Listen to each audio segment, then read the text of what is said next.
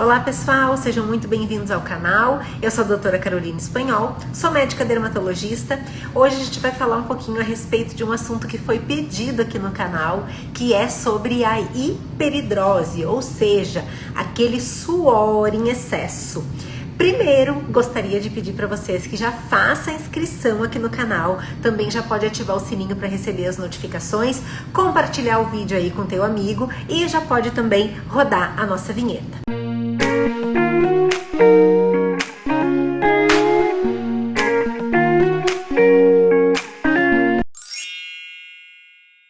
Pessoal, olha só, antes da gente falar sobre o problema hiperidrose, né, porque é um problema mesmo, é um transtorno para quem o tem, a gente vai falar um pouquinho a respeito da transpiração, porque transpirar faz parte da nossa natureza.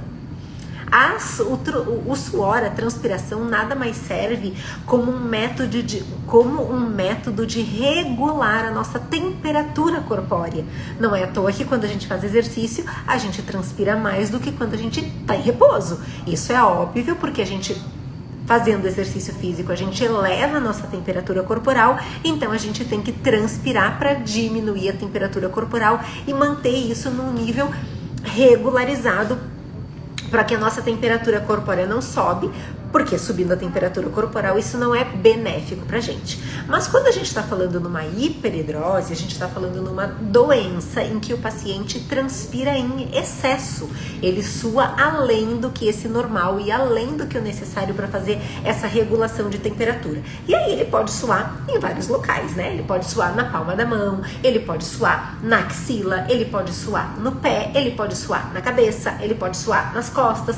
Tem vários lugares do corpo que ele transpira em excesso e por vezes isso se torna incômodo. Tem pacientes que transpiram tanto que, por exemplo, não conseguem cumprimentar, não conseguem dar a mão para outra pessoa porque se sente às vezes até envergonhado, não consegue calçar um chinelo porque o chinelo escorrega de tanto que o pé transpira, fica com aquela pizza na camiseta de tanto que o sovaco, né, a axila, sua, e isso às vezes acaba se tornando um transtorno e um incômodo para aquele paciente. E quando a gente está falando então de transpiração, a gente sabe que a hiperidrose ela pode ser primária ou secundária e existem diferenças no seu diagnóstico e por vezes inclusive também diferença até na forma de tratar. Quando a gente fala então nessa hiperidrose primária, isso se deve a um defeito do nosso sistema simpático, que vai produzir, então, essa forma de transpiração em excesso, principalmente nessas regiões que eu falei. Pode acontecer também embaixo das mamas, nas mulheres, na virilha também pode acontecer em alguns pacientes, e isso é bem incômodo. Quando a hiperidrose tem uma causa secundária, que não é a causa primária, que não é por uma produção em excesso da nossa glândula sudorípara, ela pode ser, por exemplo, por um uso de alguma medicação que faz produzir o suor em excesso, pode ser por alguma doença disfuncional que também pode produzir o suor em excesso. E aí, nesses casos, essas hiperidroses, elas não são tão localizadas, são aquelas hiperidroses que a gente diz ser generalizada, ou então ela varia de lugar. Tem dia que o paciente sua na mão, tem dia que sua no pé, tem dia que sua no corpo inteiro, tem dia que sua na cabeça. Então essas podem e às vezes, a maioria das vezes, se deve a alguma causa secundária. E aí o tratamento da hiperidrose também vai variar de acordo com o tipo da transpiração e também onde o paciente sua. Eu costumo dizer para os meus pacientes que existem 4 formas da gente conseguir tratar a hiperidrose. A primeira delas, vocês já devem ter ouvido até falar, é cirúrgica. Se o paciente optar por essa forma de tratar, não é o dermatologista que trata, normalmente é o cirurgião torácico. O paciente vai fazer a simpatectomia torácica. Então é uma cirurgia, o resultado dessa cirurgia é a anidrose, o paciente realmente deixa de suar. Existe um porém que pode ser um efeito compensatório, o paciente faz a cirurgia, por exemplo, para parar de transpirar na mão e aí começa compensatoriamente a transpirar no pé. Isso pode acontecer, mas é uma forma de tratamento definitiva para aquela parte onde o paciente se propôs a tratar.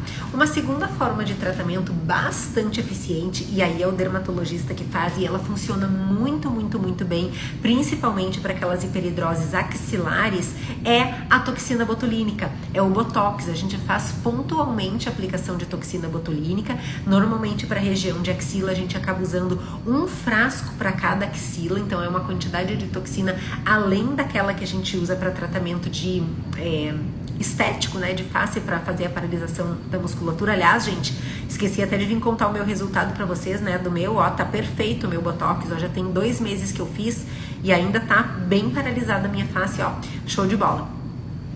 E essa então é a segunda forma, que é o Botox, diferente do Botox para tratamento estético. Quando a gente usa toxina para fins de hiperidrose, ele costuma durar muito mais, cerca aí de 1 ano o tratamento.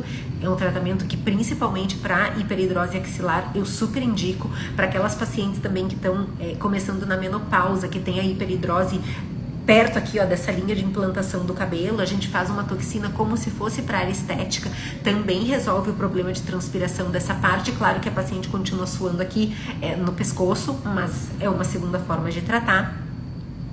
Existe ainda uma terceira forma de tratamento, que é quando a gente usa o cloridróxido de alumínio, que são os desodorantes para transpiração. Então a gente pode usar um Rexona clínica ou pode usar um Perspirex, dependendo da quantidade de transpiração que o paciente tem. Funcionam e funcionam muito bem. Lembrando que o Perspirex ele vai ser encontrado aí em 4 versões, uma que é na loção para pés e as outras 3 em formas de desodorante, o que vai variar na forma do desodorante a concentração, que a gente encontra 8, 15 e 22%, mas aí vai depender do grau de transpiração do paciente, a gente indica um ou outro. E lembrando que o Perspirex no desodorante ele é uma medicação, então a gente tem que lavar, a gente não pode ficar, não é um desodorante que a gente coloca e sai para trabalhar, não, a gente coloca à noite, normalmente 4 passadas, 2 para cima, 2 para baixo, e pela manhã a gente retira e usa o nosso desodorante normal. E existe também o Perspirex na versão loção para pés, que daí a gente usa, claro, quando a transpiração do paciente, a hiperidrose é mais na região plantar, e é uma medicação que funciona muito bem. O problema dela, o porém dela, é que existem algumas pessoas que por vezes fazem alergia ao cloridróxido de alumínio, e aí ela não é bem tolerada em alguns pacientes. E também, dependendo da idade do paciente, a gente também evita de usar o cloridróxido de alumínio, a gente tem que ficar aí com as outras alternativas.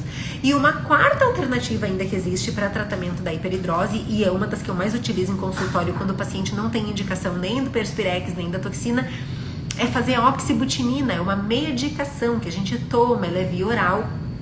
O nome comercial dela a gente encontra com o nome de Retemic. Ela é uma boa opção, sim. A gente tem que só tomar cuidado com alguns efeitos colaterais que ela pode dar, de retenção urinária ou até de edema de membro inferior. Mas quando o paciente tolera bem, tem essa indicação, a gente pode usar como forma de tratamento. Lembrando que das 4 opções, nunca vocês vão tomar a decisão sozinhos. Sempre vocês precisam procurar o médico dermatologista de vocês para que ele, junto com vocês, avalie a melhor terapêutica voltada para o caso de vocês. Mas é isso, existem basicamente essas 4 formas de tratar da hiperidrose. E o meu versículo de hoje está em Gálatas 3:26, que diz: todos vocês são filhos de Deus mediante a fé em Cristo Jesus. Um beijo grande a todos e até o nosso vídeo de amanhã. Tchau, tchau!